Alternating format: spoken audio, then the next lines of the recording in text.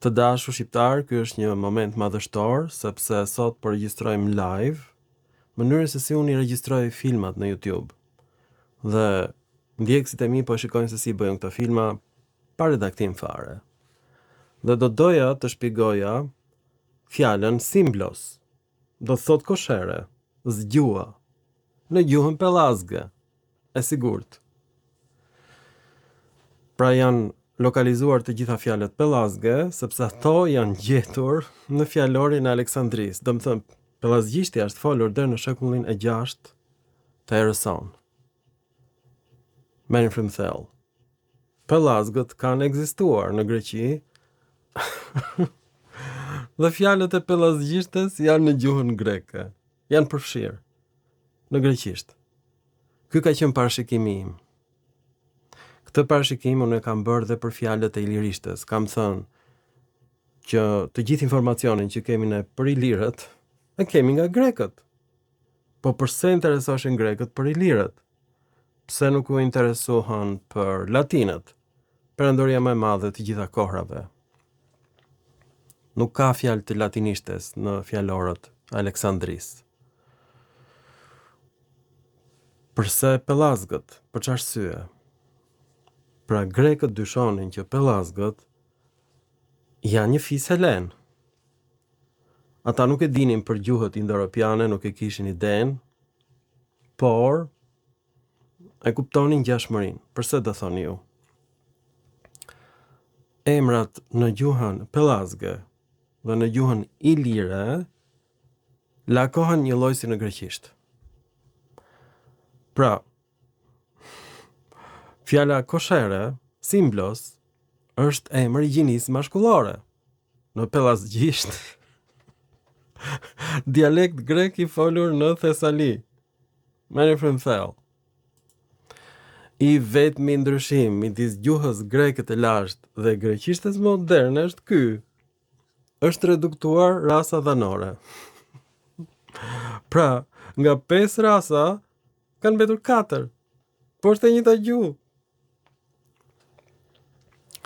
Janë zbuluar 26 dialekte helene. Ka më shumë dialekte helene se dialekte sanskrite. Ta lakojmë emrin simblos në gjuhën pellazge. Emrore, ho simblos. Gjinore, tu simblu. Dhanore, toi simbloj. Kallëzore, ton simblon. Dhe thirore, simble.